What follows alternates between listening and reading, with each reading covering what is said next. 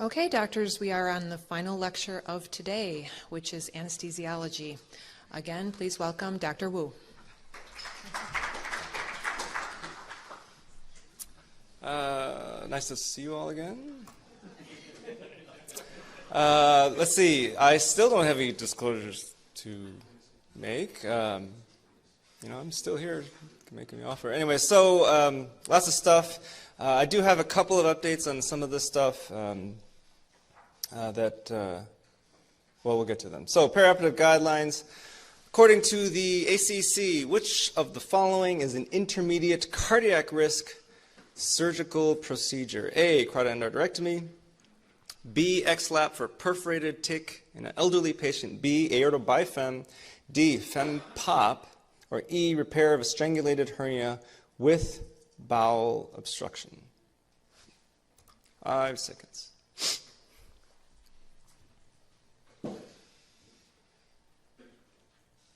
Okay.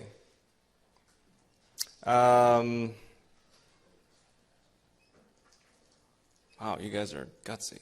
It's like, oh, if these cases don't seem that big to you, you guys are awesome. Anyway, so the ACC, AHG, there are updated guidelines in 2014.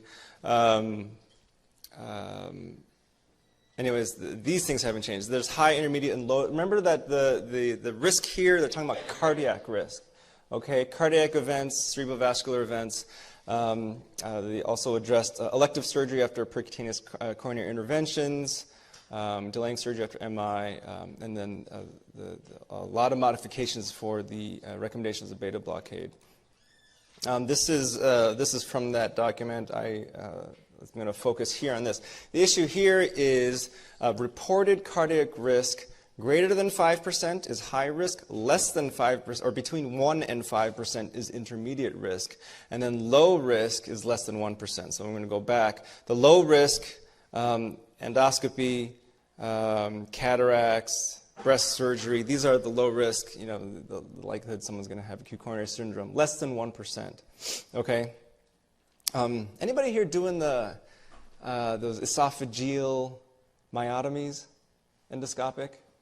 You are? Endoscopic. Not laparoscopic, but per oral endoscopic. We just started doing those like a week ago down on the south side, and A, it's pretty wild, but B, I mean, they're going through the mouth, and like they don't even brush their teeth before they. This is crazy. Yeah. Anyway, so the issue is cardiac risk, right? Not surgical risk, not surgical site infections or anything like that. We're talking about cardiac risk. So note that majors are majors, and then there's everything else here, including orthopedic surgery. Note that the only procedure that kind of traverses categories is vascular, okay? And the major hangout. Or the major crossover case is the carotid, right?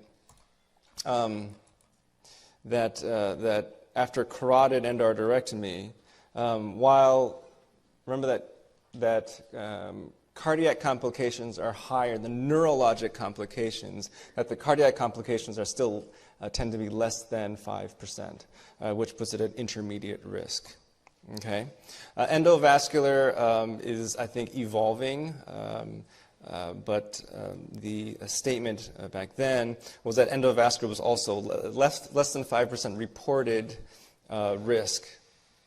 And this is probably including carotid endovascular procedures.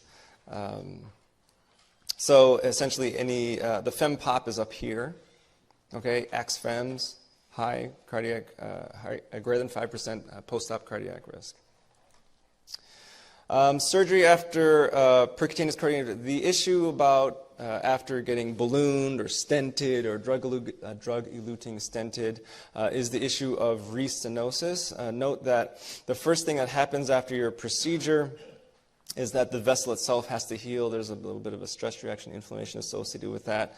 Endothelialization of the stent. Okay, and then you can get in-stent stenosis or peri-stent in-stent restenosis or peristent stenosis, and these are the recommended delays after the procedure. This is so, for instance, after a balloon angio. Anybody recognize a balloon? Remember he's like, oh, my son, something, and whatever, and as he was hiding in the basement. Remember the weather balloon? Yeah, this is the actual picture of that balloon. Anyway, so what if you have a balloon angioplasty on April 1st? The window for elective surgery opens on April 15th, on tax day. The window is 2 to 4 weeks for the general delay. And this window of opportunity where you can stop your Plavix, stop your aspirin, and not have a higher risk of restenosis lasts about a month. And then after that month, right, which is essentially at 2 months post-procedure, just regular coronary stenosis risk starts. But the recommendation is still dual antiplatelet. For balloon, the recommendation is a single antiplatelet agent. For a bare metal stent, this is a metal bear.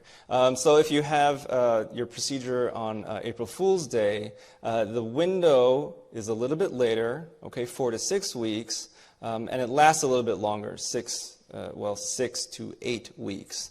So instead of at the end of May, at the end of June, your window for elective surgery goes here, okay? And then for drug-eluting stent, this is a molecular representation of Plavix or clopidogrel. The recommendation is 365 days. And that is still true. In the most recent ACC, up to ACC/AHA guideline, they've simplified the recommendations to, they don't even mention balloon angioplasty because I don't think if they're going to go in there, they're leaving something behind. The general recommendation is 4 to 6 week delay of elective surgery, and then after that is judgment. And the window is about 4 to 6 weeks also. Although I think the data behind it was weak enough that it was more of a simplification of the guideline rather than data supported in risk of in-stent thrombosis. The general recommendation is to maintain definitely, well, as much as possible, have a single antiplatelet agent, if not a dual antiplatelet agent. But there's always that leaker statement of, unless the risk of bleeding is excessive.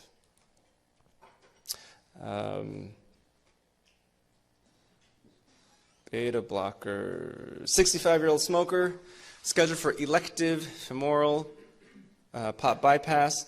He has a history of MI, has stable angina. Preoperative stress echo shows a reversible ischemia in the area supplied by the left anterior descending, EF of 40%, and normal valves. Which of the following would be most effective in decreasing postoperative cardiac events in this patient? A, preoperative statin administration. B, LAD coronary stenting, bless you. C, perioperative beta blockade. D, intraoperative echocardiography, or E, perioperative calcium channel blocker therapy. Polling is open.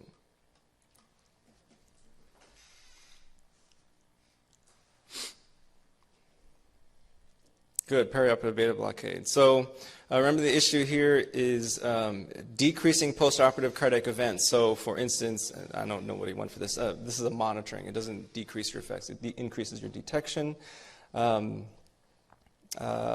Stenting, remember that most stenting is for symptomatic relief. It doesn't necessarily change mortality. Beta blockades tend to help, although the recommendations there are getting more and more strict with every updated recommendation. So the general is definitely the old mantra was to beta block basically everybody. That was kind of a lot of the stuff that came out of the 90s and early 2000s. The three groups of people you should not beta block. Absolutely should not beta block. A, decompensated heart failure. B, non-ischemic cardiomyopathy. And C, severe valvular heart disease in the absence of coronary disease. Now, remember that this is decompensated. This is not people who have a history of CHF or maybe have some chronic activity. These are people who are in CHF, right? They're admitted because they're short of breath, they got the swollen ankles and it's up to their legs and the edema and so on and so forth, okay? So these are people who are declining. Well, I guess we're all declining a little bit, but these are people who are in CHF, not just a history of CHF that's well managed or optimized or so on, okay? Generally speaking, everyone else benefits, people with acute coronary syndrome and so on. That mantra certainly has changed, but still, there are plenty of studies that show that head-to-head, beta blockers have better outcomes than revascularization. That's both percutaneous as well as surgery. And certainly beta blockers fared better than head-to-head against statins, because statins need years and years to work. And then also against calcium channel blockers. Now, the beginning of the softening was in 2009 with this focused update on perioperative beta blockade, and they started softening the language from give beta blockers perioperative, 2 weeks before, day of, so on and so forth, and they started softening to well, if they're on it, you should continue beta blockers. That in most situations, especially if they have risk factors, that they are probably recommended. And that was due to the POISE trial, which was a large multi-center, and it seemed that people with without risk factors who were started de novo on beta blockers had a higher incidence of perioperative stroke. These results were echoed in the Dutch decreased. It's called decrease, right? The Dutch trial, but then the Dutch trial. In review was done very poorly. But the methodology of the POISE trial still is there. So the mantra of beta blockade is that if they have risk factors, you should definitely give it. You should titrate it. Okay. One of the weaknesses of the POISE trial is that they didn't titrate; they just gave people beta blockers. At a particular dose, and so if they got one of the side effects is bradycardia. It's like, well, how about give less, and so they're not bradycardic. Well, they couldn't do that because of their study design. And then, if you're uncertain, then the recommendation is still probably give. The recommendation for day of surgery initiation has been rescinded. Okay, so if someone's not on beta blocker, you can symptomatically treat them if they're tachy, if there are issues, if they have acute coronary syndrome. But de novo treatment with one risk factor or less is not recommended by the ACHA guidelines. It's not discouraged, but it's not recommended either. What are the risk factors? Ischemic heart disease, CHF, all the regular stuff. Creatinine greater than 2. Okay. This is a picture from I forgot what country, but he's using the car because he can't walk because he eats too much, and so they gave him cigarettes to try and give him as an appetite suppressant. This is just all bad, but not dissimilar to some of the patients we see on the south side. So, anyways, let's see. So, beta blockers, absolute contraindications, decompensated heart failure, non-ischemic cardiomyopathy, right? And then severe valvular heart disease, but no coronary disease. Routine high-dose administration, right? High-dose, non-titrated, right? They just slam, I think like 5 or 10 milligrams of atenolol on people, may be harmful. And then day of surgery initiation is no longer recommended. Elective surgery MI. This is one of my favorite series of slides. So, someone has an MI. The old, when I was growing up, it was like, you can't have your gallbladder done for at least 6 months, right? Anyways, now it's 6 weeks or 4 weeks. And why? This is the best part. No study, this is in the guidelines, right? There's no studies to support this.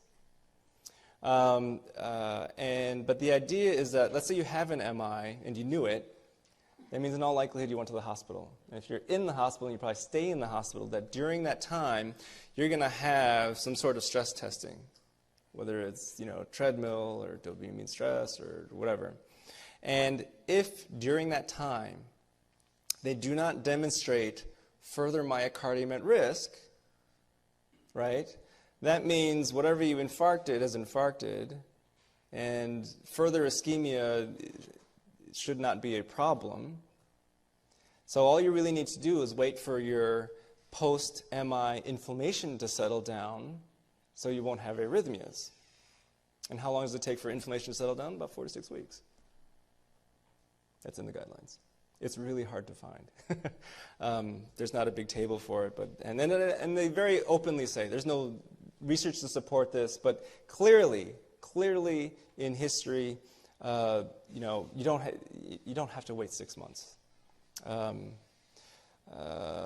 of the take-home points here is that an acute MI is a week ago, but a recent MI is within a month, but after a week.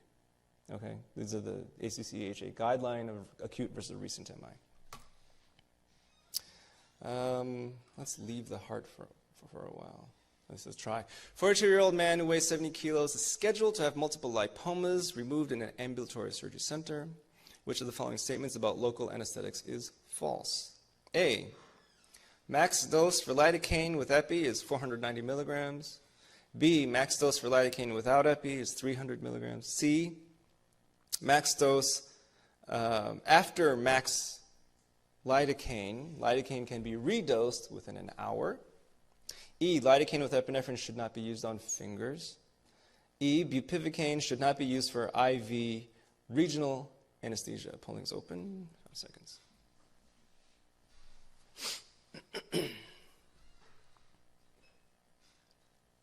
Excellent. So, let's see. The max dose for lidocaine with epinephrine dose is like 4 to 7 with epi. So this is 7 per kilo. This number is specific. 4 per kilo is like 280. So this number, if you go by the calculator, I guess it's wrong. But otherwise it's pretty accurate. The lidocaine with epi should not be used on fingers. Now there are probably people out there who are saying, "I do it all the time. Fingers don't fall off." But this is a test. Tests are based on textbooks in the absence of good data, sometimes in the absence of long experience. And the answer is the general recommendation is not to use epinephrine on end capillary beds. And bupivacaine, we'll get into the bupivacaine problem in a second. Okay, the max dose for local anesthetics, as recommended by the FDA, or as warned by the FDA, is based on dental literature. Okay, so if any of you are doing, what do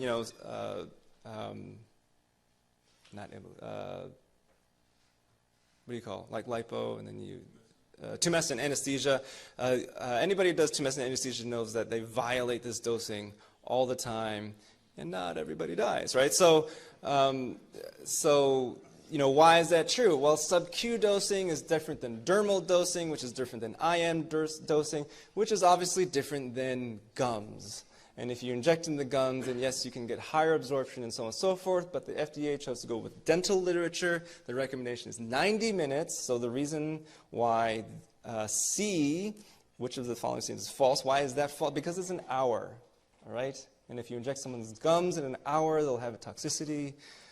That's where it comes from. So local anesthetic alone is 4, with epi go to 7. Bupivacaine, now there's some anesthesia literature that says that epi does not change the max dose of bupivacaine, although some of the surgery textbooks say it goes up by, 16%, so 2.5 to 3 milligrams per kilo with epinephrine. Remember that all local anesthetics, lidocaine and bupivacaine, ropivacaine, all of them, they're all type 1 antiarrhythmics. They're all sodium channel blockers, and if you give enough, you can actually create heart block. Okay, bupivacaine is special because it has a particular affinity for cardiac sodium channels. Okay, so you could give systemic lidocaine, and you may seize. Bupivacaine you could also seize, but you'll probably also induce a heart block, and you just have to wait it out. A lot of the experience here comes from our OB literature, not on the anesthesia side at least, where a woman got intravenous bupivacaine, I think the epidural had migrated or something like that, arrested, and they rescued her by putting her on bypass, and then just waited for her heart to start beating in a coordinated fashion, and rescued her.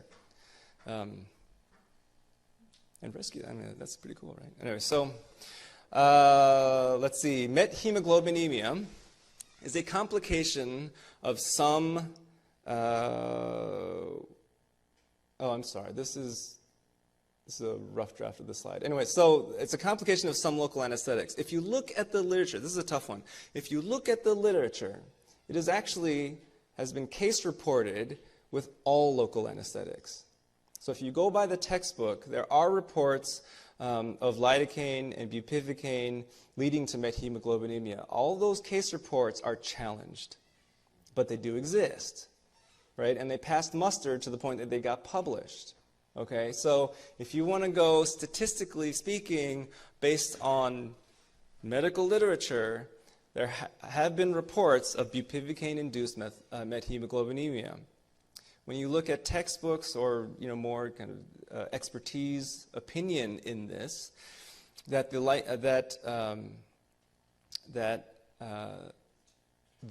use of these drugs is so widespread that if it were a real risk, that we should be seeing methemoglobinemia all the time. And we clearly know this is very, very rare. However, when you use other types of local anesthetics, the prototypical is benzocaine, okay, or prilocaine, that methemoglobinemia happens readily.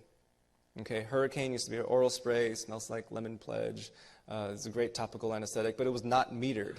So you could just sit there and hang on the button for too long, and next thing you know, your arterial blood looks chocolate brown, and so on and so forth. The treatment for methemoglobinemia is methylene blue. Again, epinephrine shouldn't be used by textbook recommendation to avoid end capillary beds. Epinephrine is used to decrease systemic absorption, prolongs the effect of local anesthetic, decreases circulating drug. End capillary beds include digits, penis, nose, and ears. Here's a picture of a gentleman who had a problem with his end capillary bed. Okay, let's talk about spinals and epidurals. Which of the following is a contraindication to the use of epidural anesthesia in a critically ill patient? A, fever. B, increased white count. C, hypovolemia. D, intractable angina. Or E, peripheral vascular disease. I will say that there's certain questions that imply, and then certain questions are very specifically don't imply. This is the latter. Here's your 5 seconds. Let's see. Okay, great. So, for instance, just because you have a fever doesn't mean you have an infection. Just because you have leukocytosis doesn't mean you have an infection. And the answer is no. Just because you're febrile doesn't mean you're septic. I mean, for some reason this patient got into an ICU situation, but does it mean that they're septic? And the answer is no. But if you are hypovolemic, you are hypovolemic, whether you're in the ICU or not. Intractable angina, peripheral vascular disease, we will get to those in a second. So, contraindication. So the spinals and epidurals, remember that the epidural space is a potential space. It's like the space under your sheet, but above your mattress before you're in the bed. So if number 5 is your spinal cord, right, and then 3 is the dura, 4 is the epidural space because it's outside epi, the dura. And 6, this teal arrow represents the course of an epidural needle. The tip of it would be, so this would be a spinal if it went all the way here.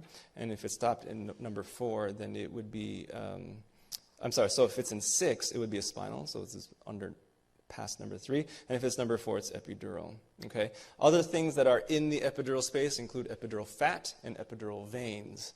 And veins, if poked, can bleed. So, for instance, the contraindication here is coagulopathy, because if it bleeds in a closed space, then you get cord compression. Nobody really wants that. Infection is a contraindication. Now, there's controversy here, meaning, for instance, if there was a wound here in the skin, wouldn't it be bad if you stuck a needle through it and caused meningitis? And the answer is yes, that would be bad. So if there's infection in the back, definitely don't do the spinal, don't do the epidural. Well, what if there's a wound near or just on the same person?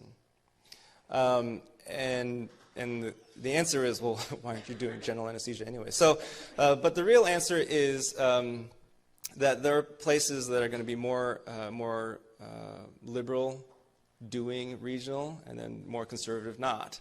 And the argument has been made and believed that if the needle's not passing through the wound, that's usually a good thing. If the patient's not systemically ill, right? So a wound on someone with leukocytosis and fever, maybe you've got bacteria circulating, you don't want to pick it up on your way into the CSF, then fine. But if the labs are normal, if they're not febrile, if they've received antibiotics for an acceptable dose, has regional been done safely? And the answer is yes. Okay. I think the likelihood that they're going to go into that detail, I haven't seen that in any exam on any side, but those would be the rationales. Obviously, if the patient doesn't want a spinal or an epidural, then you should not assault them and do so. And then hypotension. Hypotension is a contraindication for neuraxial anesthesia. Why? Because not only do you get the motor block and the sensory block, but you get a sympathetic block, which leads to vasodilation, depending at what level you do your block. So if I'm doing a low lumbar block, that means you're going to vasodilate, your waist, your legs, your feet. If it's going to be a low thoracic block, I'm going to include your trunk in that, and the degree of vasodilation and possible hypotension gets more dramatic. If you're already hypovolemic, right, it's going to exacerbate your relative hypovolemia with all the vasodilation. Also know that the sympathetic nerves that run at the level of T1 through T4 include your cardiac accelerators. These are the sympathetic nerves that are responsible for reflex tachycardia. Okay? So that if the patient were to become afterload reduced or vasodilated, the normal instinct is for the heart rate to elevate, but if you do an epidural at this level, the patient can't do that. Right? The sensation of, oh, I need to elevate my heart rate happens, but the afferent arc of nerves that are chronotropic and elevate the heart rate, that won't happen because those nerves are blocked. The sympathetic output of low thoracic will preserve peristalsis and hopefully lead to less post-op ileus, which is why we do a lot of low thoracic epidurals for bowel surgery to hopefully get earlier return of bowel function. We used to have a laparoscopic surgeon who preferred combined general regional for laparoscopic bowel resections because the bowel was smaller. It was still peristalsing. It was easier to work with instead of blown up and dilated and so on. Sir?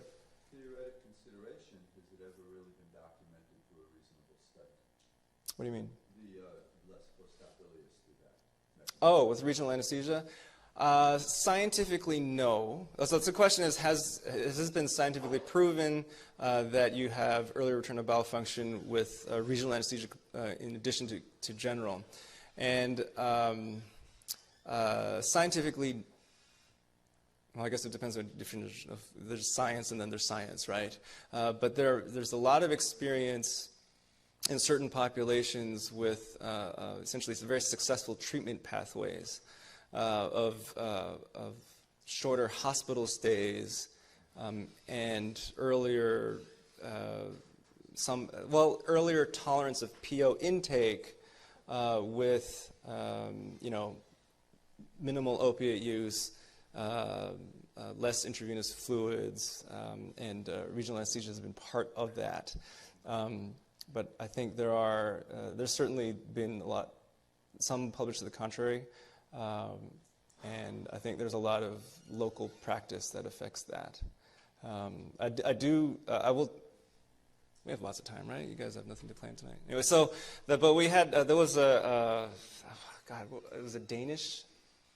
No, it was one of the Scandinavian countries. A surgeon came and he had over 1,000 patients who went home post-op day 2 after hemicolectomies.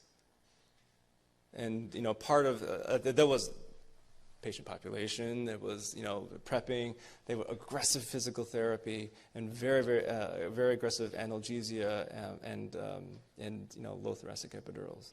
And that it was part of his treatment pathway. It was incredible results. But then the study would happen after, or the story would happen after is entertaining. Anyways. So this is from the textbook of What Are We Trying to Prove Here? This is, yes, it is exactly what you're thinking, the awake cabbage. Can it be done? The answer is yes, it has been done. Should it be done routinely? Anyway, so this is a high thoracic epidural, right? A T1 epidural.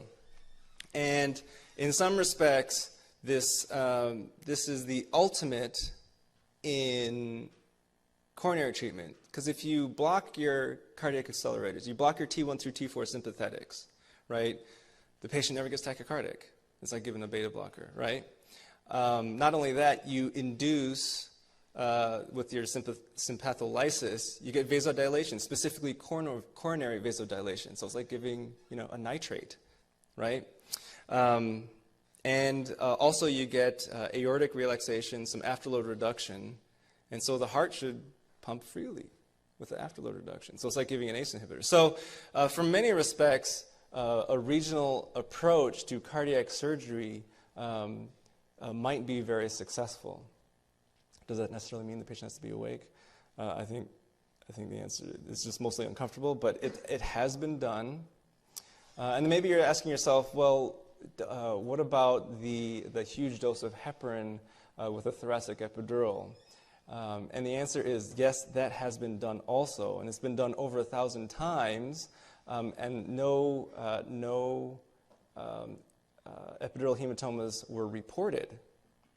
Our response generally is it only takes one for you to never want to do it again. And everyone is acutely aware of the risk, and I think this is more of a physiologic proof of concept rather than this is how it should be done. But it can be done. It has been done. I haven't done it. I wouldn't volunteer. Muscle relaxation. Patient with sepsis from a bowel perforation has undergone XLAP and bowel resection under genital with rocuronium. At the end of the case, despite adequate reversal with neostigmine, he shows signs of muscle weakness and poor respiratory muscle function. Which of the following is safe regarding prolonged action of muscle relaxants? A, acidosis, B, hypothermia, C, hypermag, D, hypercalcemia, E, aminoglycosides. 5 seconds.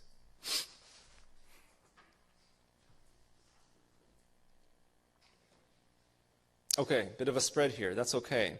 The answer is that hypercalcemia. Calcium, remember that calcium is a cofactor in muscle. You remember actin, myosin, calcium, they all integrate so that muscles can work. So hypercalcemia doesn't necessarily make you weak.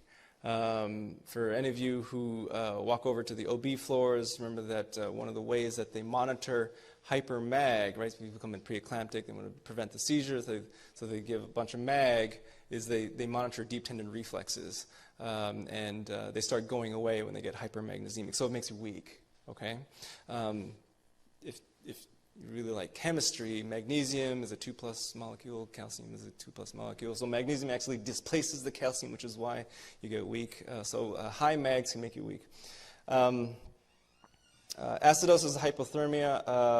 Remember that the entire muscle relaxation, muscle reversal, and muscle contraction is a series of chemical reactions.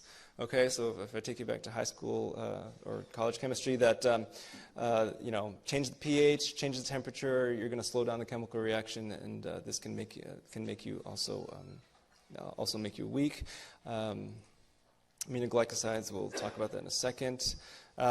This is the part that glosses everybody's mind over. But this is acetylcholine. It's released in the junction, so this is a nerve. Down here is a muscle. Acetylcholine comes here, and then the muscle contracts. Okay, and acetylcholine is released into the junction, binds the acetylcholine receptor.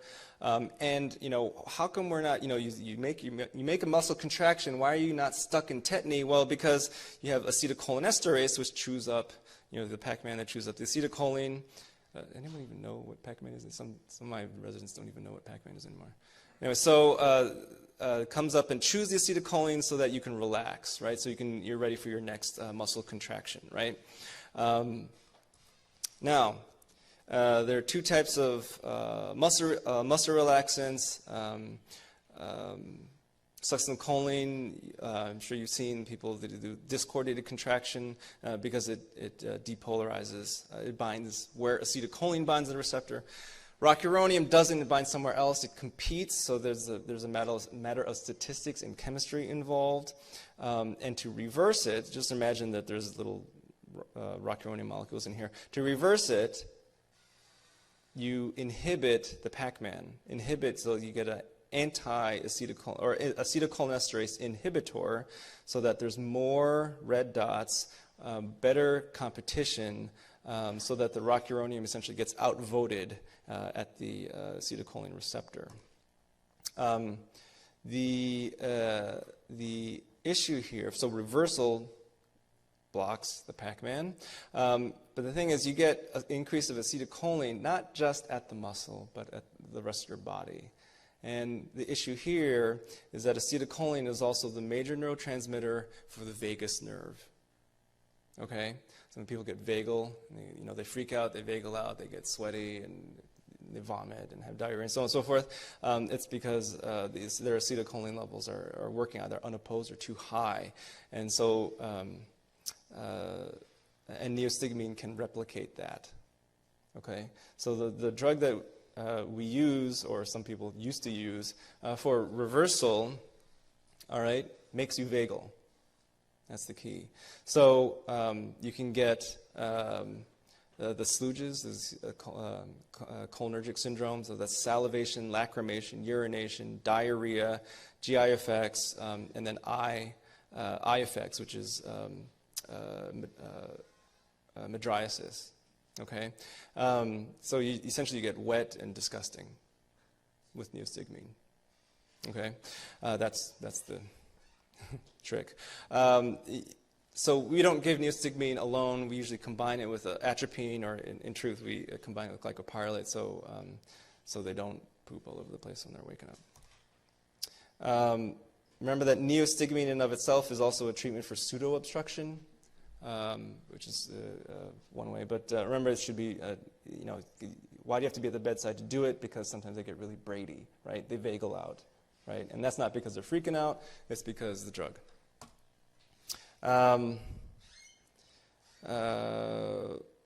Let's see. I mentioned glyco instead of atropine. Why? Because atropine goes into the brain. as well as it goes everywhere else. And when it goes into the brain, remember the mad as a hatter, red as a beet, dry as a bone, hot as a hair, and the blind as a bat, right? So if you give atropine because you don't want them to vagal out from your neostigmine, then they might go nuts, and then they get emergence delirium, right? So we use glycopyrrolate, which only works peripherally instead of centrally. I have a long story about this, which I'm happy to tell you if you want afterwards.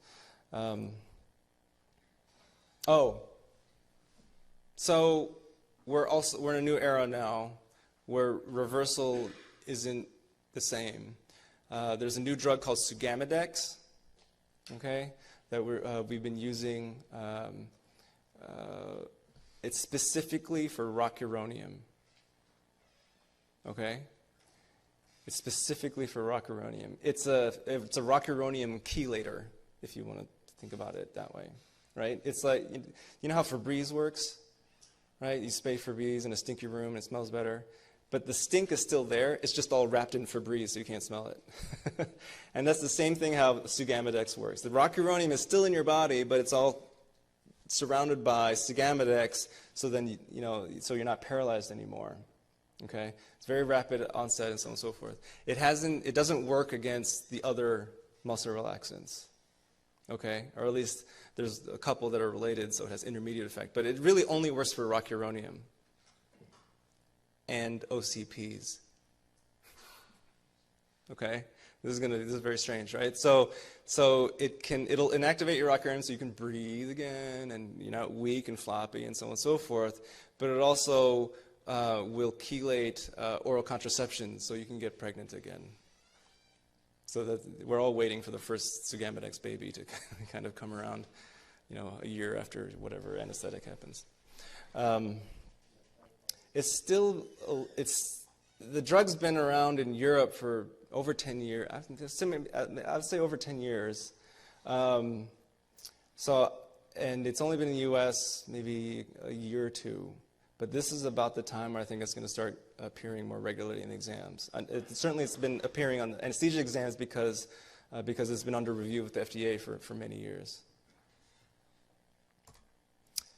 Succinylcholine. Succinylcholine is safe to use in a patient with A, CAD, B, glaucoma, C, intracranial hypertension, D, end-stage liver disease, or E, paraplegia. Nope, 5 seconds.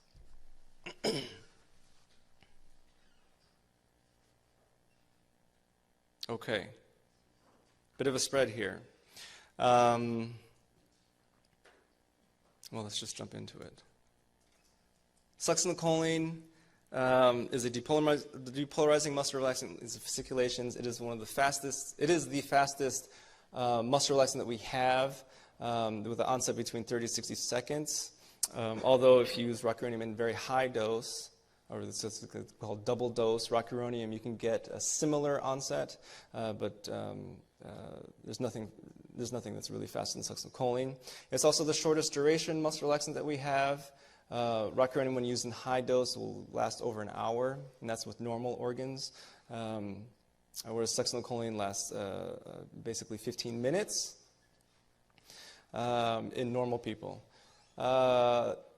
You can get tachycardia or bradycardia from succinylcholine. In normal people, succinylcholine will elevate your serum potassium by 0.5 milliequivalents per liter. Right? So if you're at 3.5, it goes to 4. If you're at 5.5, it goes to 6. The hyperkalemic effect is exaggerated, sometimes dramatically so, in burn patients, patients with crush injuries. Up in Wisconsin where I went to school, that's a tractor incident. Here, it just means you got hit by a car. Denervating injuries, okay, so maybe a CVA with residual weakness. And certain myopathies, like a Duchenne-Becker's muscular dystrophy or so on and so forth. And so instead of going up from 4 to 4.5, you might go from 4 to 8. Okay? And the and obviously the issue is arrhythmia, shock, or cardiovascular collapse. In the setting of burn injury, that can happen with less than 24 hours of the burn. Obviously, full thickness injury, much more than a superficial one. You're usually okay for the first few hours. The effect also isn't permanent, but it can last for months after the injury. From the anesthesia perspective, the issue is if you have a history of a burn, even though it was last year, there's so many alternatives in muscle relaxation these days that why risk it? Just keep the succinylcholine in a different drawer, out of the room, or something like that. Adverse effects includes myalgia. So this is usually in the more muscular people when they have the discoordinated contractions, they get muscle aches. All the pressures essentially go up. Okay, intragastric pressure goes up, intraocular pressure goes up, intracranial pressure goes up. Okay, now this is one of those thankful ironies that if intragastric pressure goes up with succinylcholine, why give it for someone who's at risk for aspiration? Wouldn't it mean that they would just regurgitate more readily? And the answer is, yes, their intragastric pressure goes up, but their lower esophageal sphincter tone also goes up. So succinylcholine is still, one of the two drugs that are recommended for rapid sequence risk of aspiration. Okay, but know that the intragastric pressure does go up. Okay. That's the controversy. It's like, okay, you have someone with an NG tube. Now you got something that's kind of stenting open the lower esophageal sphincter, and you're increasing intragastric pressure. Well, the bottom line is you got an NG tube applied to suction. So, intracranial pressure, the rise is not. Well, the drama of the rise is dependent on the intracranial hypertension pre-existing. Okay, so. And it's usually transient. So there you have to, I need the airway in a certain amount of time. I have to rapid sequence this person, but I know they have some elevated ICP. Essentially it comes down to, is there a risk of herniation? Are there tolerances here? Can you pre-treat? Can the patient hyperventilate? Should you give mannitol before? So on and so forth. That's going to be a risk-benefit ratio. Intraocular, if there's a penetrating globe injury, then I think everybody just about avoids succinylcholine because you don't want to extrude the lens. Succinylcholine is basically the only IV agent that can cause malignant hypothermia. Okay. Besides that, it's the gases, except for nitrous. Nitrous is okay. Okay. But sevoflurane, isoflurane, desflurane, halothane, enflurane, all those MH. Succinylcholine, MH. Nitrous is okay. That's why they don't have to have dantrolene in dentists' offices. Okay, talk about MH. 7-year-old male for ORIF forearm fracture, has never had anesthesia, but mother reports that he tested positive for MH after a close family member died under anesthesia. Which of the following considerations regarding anesthetic management in this patient is correct? A, GA cannot be done safely in this patient. B, nitrous can precipitate MH. C, clinical presentation of MH includes tachycardia, hypoxemia, respiratory alkalosis, metabolic acidosis, and hyperkalemia. D, cisatracurium is contraindicated in MH. And E, etomidate is safe for use in MH. Polling is open. Here's your 5 seconds.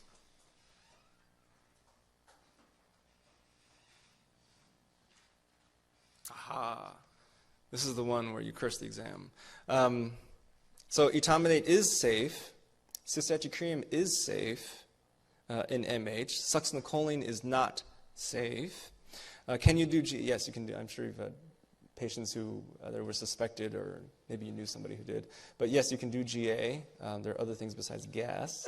Nitrous is okay. I'm happy no one went there. As far as the clinical presentation, we'll go into that in a second because this is just a big... Well, the issue is this. It's respiratory acidosis. All this stuff happens, except it's not respiratory alcohol, it's respiratory acidosis. So this is designed to screw people. Okay, MH is inside the muscle, inside the sarcoplasmic reticulum. There's a ryanodine molecule. These people have abnormal ryanodine molecules. And family history, while is sensitive, 75% of cases lack family history. I think a lot of that is because a lot of this is presented in children on their first anesthetic. History of a previous exposure does not rule out MH. It's suggestive, but does not rule it. Some people have developed MH on their second or third anesthetic. Okay. I mean, everything kind of goes bad, right? A heart rate goes up, which is the earliest indicator, is the most consistent indicator of MH. It is also the most non-specific vital sign abnormality that happens under anesthesia.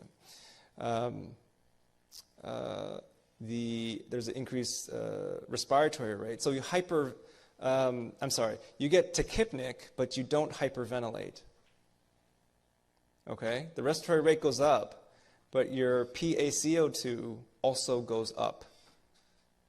Okay, to a certain degree, it's just you're making so much you can't blow it off, but you're still hypoventilating, right? You're not excreting your CO2 to the point where it's less than your baseline. Temperature obviously goes up, and the temperature rise is dramatic. Okay, usually greater than 43 degrees. There's a case report where someone got so hot that their own endotracheal tube got melted. There's this overheated carbon dioxide absorber, okay? The issue here is it's not that the patient got so hot that the machine got so hot. The issue is that the CO2 absorber on an anesthesia machine is reliant on a chemical reaction to scrub out the carbon dioxide and turn it into water and heat. So the issue here is not that the patients got so hot, but they're making so much carbon dioxide that they're driving this chemical reaction that the CO2 absorber gets hot. So it's a chemical reaction issue, not just a ambient firecracker issue.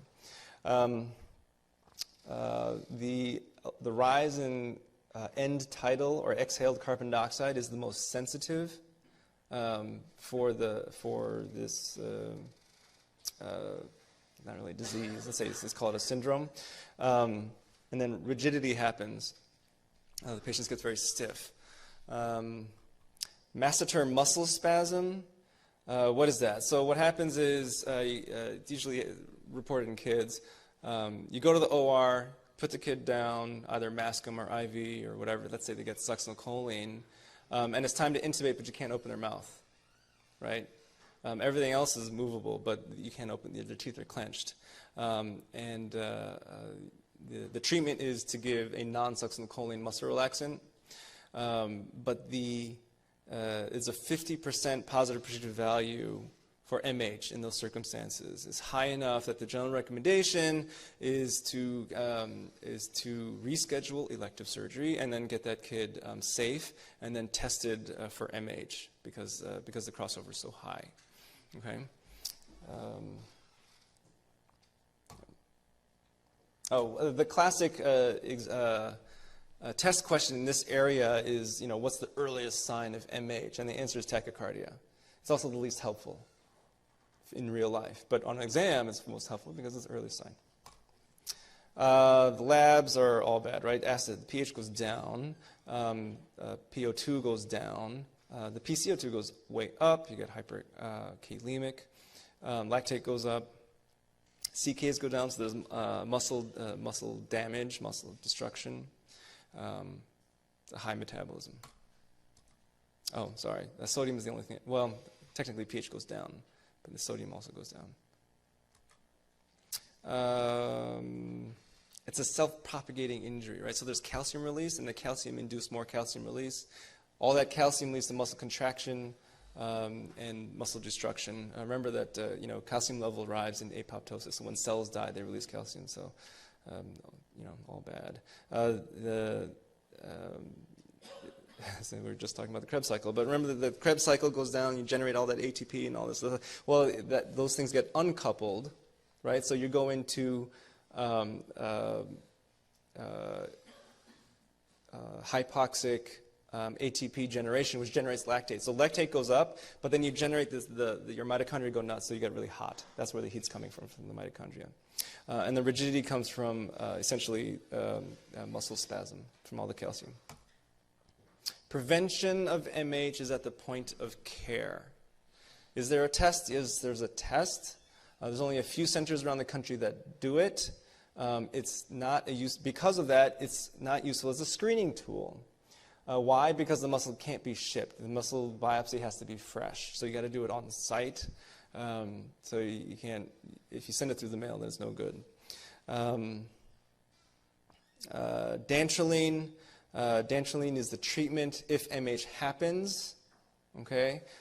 We've tried, it's been used as prophylaxis, and it doesn't work because usually the prophylactic dose is just not high enough. And if you give it at the therapeutic dose, so remember, MH makes you rigid and contracted. Dantrolene makes you weak and floppy. It's hard to breathe. So if you're going to give dantrolene, you usually need to remain intubated. So who wants to remain intubated after elective surgery? So dantrolene is not good for prophylaxis. The muscle test is not good for screening. But they do both exist. Both treatments, both the treatment and the test do exist. The key to the treatment of a patient with MH or suspected MH, like I said, is a point of care, which means don't use the drugs that cause MH, right? Don't use whatever fluorine. Don't use sucks. You can use high-dose propofol. You can use nitrous. You can do any etomidate, dexmedetomidine, midaz, morphine, anesthetic, whatever that keeps them unconscious, but just don't use those gases, and don't use succinylcholine. There's other.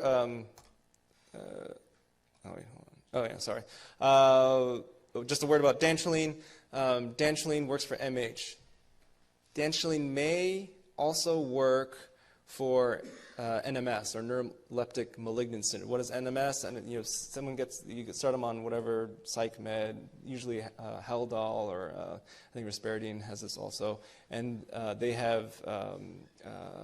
They can get fever, they can get rhabdomyolysis, they get a similar syndrome. It's not MH. NMS is not MH. Dantrolene might treat it. These are a couple of studies. One says they've had successful responses with dantrolene to NMS. This one says it didn't work in a couple of patients that we tried. But I've seen this test question is, dantrolene can also be used for, and the answer is this neuroleptic stuff. Okay. But the key here is that they're not the same process. Treatment is point of care. So treatment, when you're treating the patient with MH, it just seems easy. I was like, well, just don't use the gas. Well, the real key is even a little bit of gas can trigger. Meaning, for instance, at our hospital, we have a dedicated MH anesthesia machine. You keep it, in a closet. There's never been a vaporizer on it, right? Desflurane has not been anywhere near that machine. And someone comes in, and so on and so forth. There was a report where someone had a non-triggering anesthetic and still developed an MH reaction afterwards, and it was surmised that it was probably happened in the PACU. Right? It was like a crowded PACU, and they're next to all these other patients who still have a little bit of residual gas that they're exhaling. And that's the only possibility where this exposure could have happened. So at our hospital, we recover these people in pre-op. So hopefully people aren't huffing gas when they come into the hospital. But the idea is that even small amounts of exposure can trigger an MH reaction.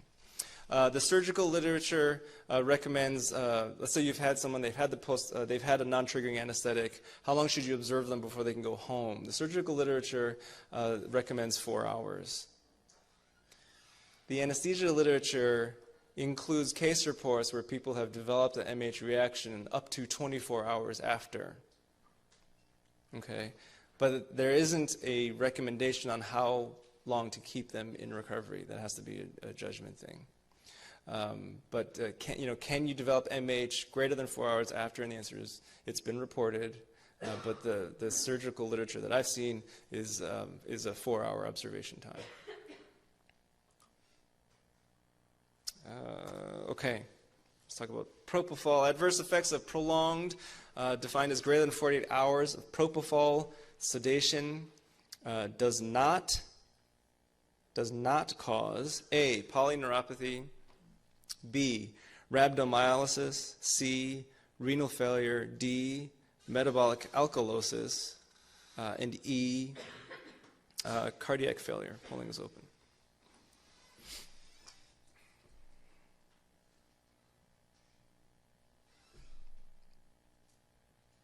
Okay, good. It's every word makes a difference, right? So the issue here is that propofol can cause metabolic acidosis.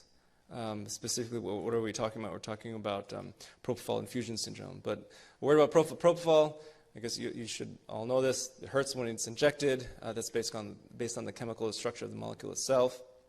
It has decreases post-op nausea and vomiting, which has been great for ambulatory surgery and for endoscopic procedures. It's a vasodilator, as well as it is a negative inotrope. Okay, so it's vasodilator is technically, well, it's good for the heart for afterload, but bad for cardiac loading, decreasing it, so it might make heart failure worse.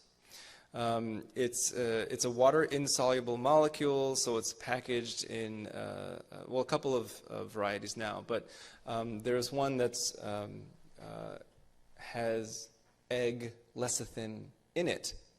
Egg lecithin is a protein that's found in egg yolk. Does this mean if you have an egg allergy that you shouldn't get propofol? The answer is no, because typically egg allergies are from an antigen that is in egg white. So there was an initial kind of buzz about this. Maybe if you have an egg allergy, you shouldn't get propofol, but it's okay. It's generally packaged preservative-free, so that there are many reports of propofol being left out or reused or something, and then people having bacteremia. And this is where the package inserts get kind of nutty, but that the original package insert said that propofol, if the vial is opened, that you shouldn't use it after 6 hours. But now propofol is kind of a standard sedative in the ICU, and there you can change the vials after 12 hours. So open the vial in the ICU, then bring it to the OR, and keep it a little bit longer. But that was just made out of practicality's sake and so on. But just know that propofol can be a source of infection. Propofol infusion syndrome, mostly a PICU issue, has been reported in adults.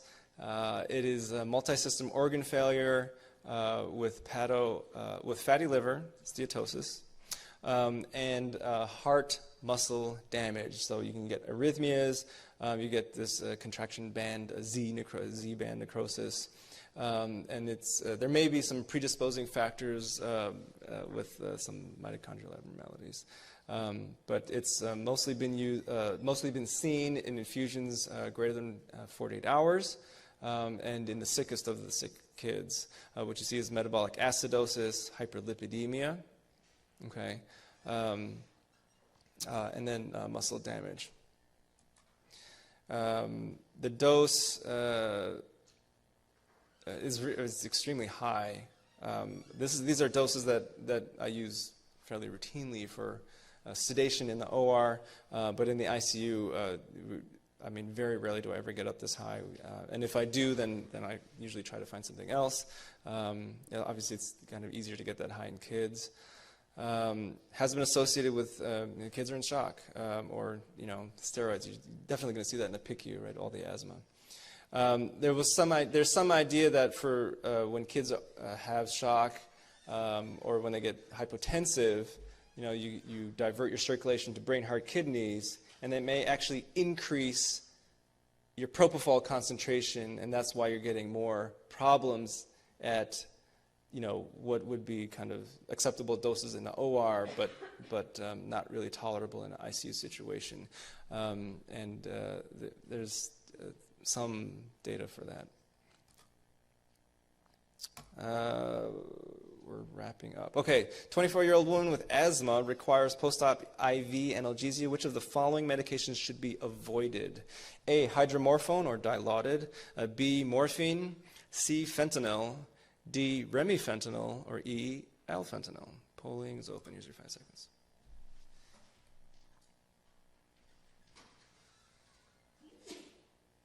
Okay, good. So the issue here is the hydrophilic versus hydrophobic opiates. Okay, which also concurs with opiates that release histamine, like morphine and codeine and meperidine, or opiates that don't, like hydromorphone or any of the fentanyls. Okay. Note a couple of things that opiates do a lot of things. They act at a lot of receptors, and while the main opiate receptor is mostly responsible for analgesia as well as nausea and pruritus, some of the lesser receptors, I think it's right here, the sigma receptor, I think it's sigma, also leads to hallucinations. Okay, so people come in, it's like, oh, I'm allergic to morphine. Why? Oh, because it gives me hallucinations. Oh, you're just crazy. But actually, they might not be. I mean, they might be crazy on top of that, but they might also see things. We'll just go on. Okay, morphine, meperidine, or Demerol, they both have histamine release, and so there's a caution that histamine release can lead to bronchospasm, especially in people with a history of asthma. I mean, I've done it. It doesn't always happen, but this is the testable stuff, right? Fentanyl and hydromorphone are not associated with histamine release and have that safety advantage for people with bronchospasm or so on. Also note that Demerol has a metabolite that, if it accumulates, can lead to seizures. And the metabolite, the only reason the metabolite would accumulate is in renal failure. Okay.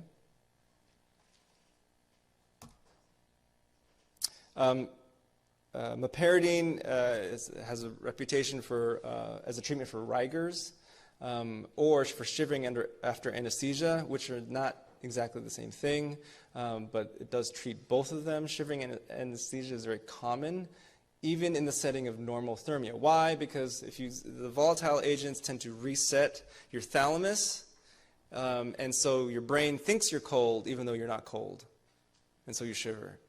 And the patients don't actually feel cold, but they're shivering. So why are you shivering? I don't know why I'm shivering. It seems that meperidine has some central effect that helps cut that. Meperidine has lots of effects, right? So it has a little epi effect. It can elevate your heart rate, that's just independent of histamine release. There's a euphoria associated with meperidine. If you ever, for inpatient acute, subacute pain, a lot of people try to avoid meperidine because I think there's a stigma of habit formation with it. It has some local anesthetic activity as well as some atropine activities. So, for instance, if you give meperidine as a spinal alone, you'll get a little block, as if you gave a little bit of lidocaine. Okay, it's a fascinating drug, but well, that's outside the scope.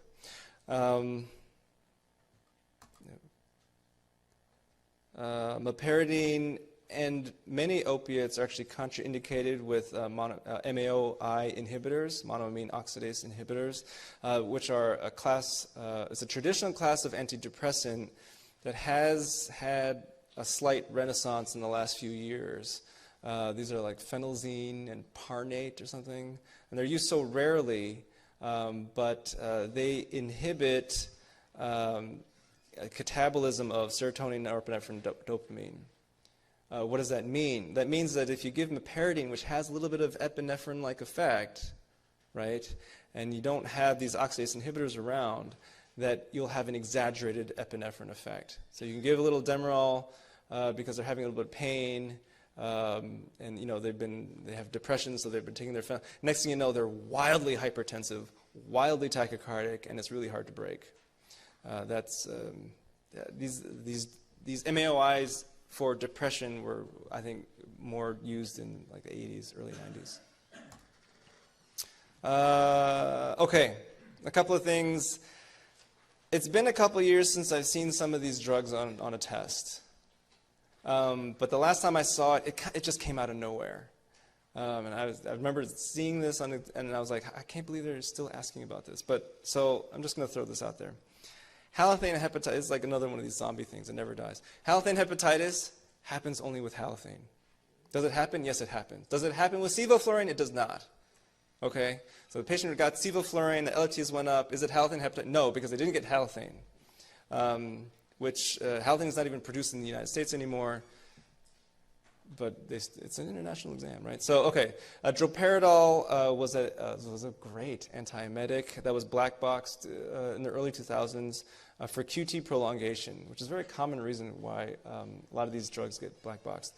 It was associated with high doses, but the issue is QT prolongation. Actually, enflurane, I haven't seen that in, I would say, over 10 years. Methohexatol is a barbiturate like pentothal.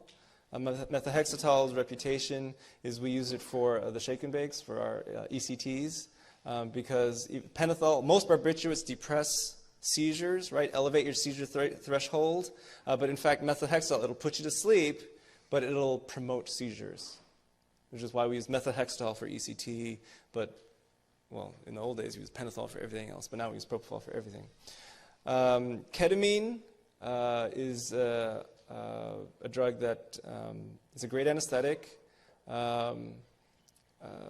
mostly for people you don't like, but it's also been enjoying a renaissance in a lot of chronic pain and complex pain multimodal treatments.